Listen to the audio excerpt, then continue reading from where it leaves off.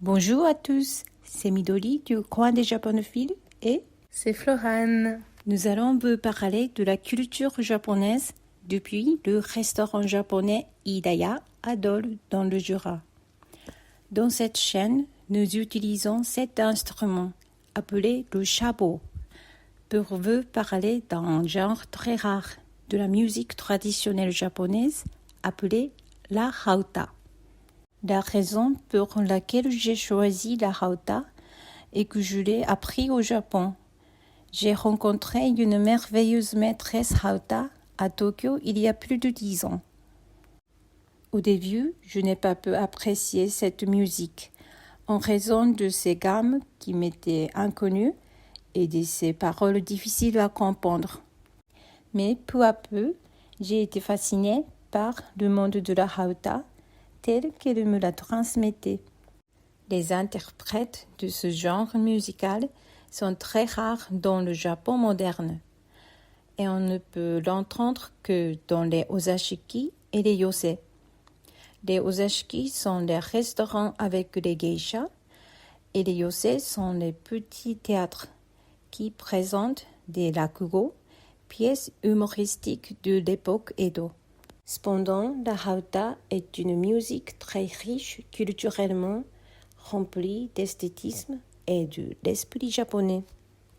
Je veux partager ma rencontre avec cette musique, qui est rare en Japon, avec de nombreuses personnes. C'est dans cet esprit que j'ai choisi de partager la hauta avec vous. Commençons par une description de la hauta. Qu'est-ce que la hauta ? Il s'agit d'une musique populaire qui était appréciée du grand public de la période Edo à Meiji. Les chansons sont principalement chantées et accompagnées par le shamisen. La hauta est un court morceau de musique de 2 à 3 minutes. On y trouve de courts arrangements de divers morceaux classiques japonais et de nombreux chefs-d'œuvre d'auteurs inconnus. Mais plus intéressant dans la hauta, ce sont les paroles. L'essence des sentiments du mode de vie et de la culture des Japonais qui ont vécu de la fin de la période Edo à Meiji se retrouve dans ces courtes chansons.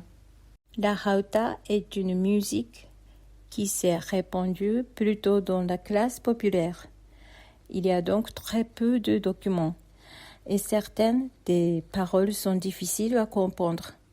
Mais je partage avec vous ma propre interprétation de la musique.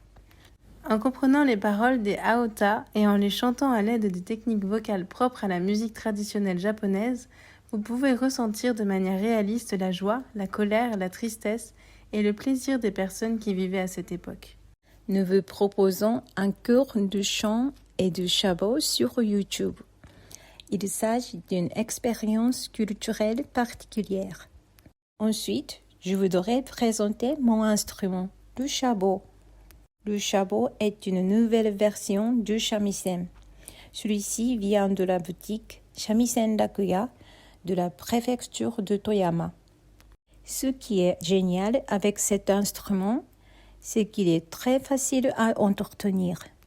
Comme les autres instruments à cordes, le shamisen traditionnel est un instrument délicat et fragile qui nécessite un entretien régulier. On demande au magasin où on a acheté le shamisen de remplacer la peau de la partie tombeur, d'ajuster le manche et la bobine. Mais ce shabo ne casse pas facilement et peut être géré par vous-même, même dans les pays étrangers où il n'y a pas d'artisan du shamisen.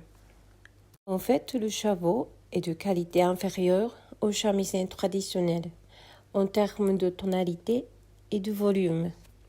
Il présente également un certain nombre de caractéristiques intéressantes par rapport aux instruments traditionnels. Il est beaucoup plus abordable que l'instrument traditionnel. En effet, le bois utilisé pour le shabo réduit considérablement le prix. Il s'agit de bois de palomnia pour le corps et de bois lamelé de pin pour le manche. Le shabo n'utilise pas de matériaux d'origine animale. Il utilise du tissu pour les parties du timbre et du plastique pour les chevalets. Il est aussi plus léger et moins imposant. Le shamisen pèse généralement 6 à 7 kg alors que le chabot seulement 500 grammes environ. Sa légèreté convient même aux enfants. En général, il n'y a pas de fret sur le manche du shamisen. Vous devez vous fier à l'oreille et apprendre les notes au feeling, ce qui est très difficile. Avec le chabot, vous avez des autocollants de numérotation. Les chiffres et graphiques permettent de voir facilement où tenir la corde. Le son est comme ça.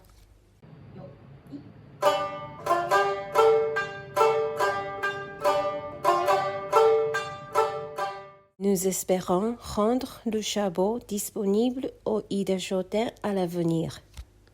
Nous aimerions également vous présenter progressivement la musique et les méthodes d'utilisation du shamisen. Alors, abonnez-vous à notre chaîne YouTube.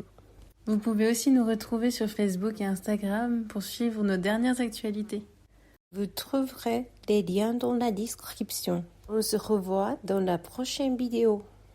Matane!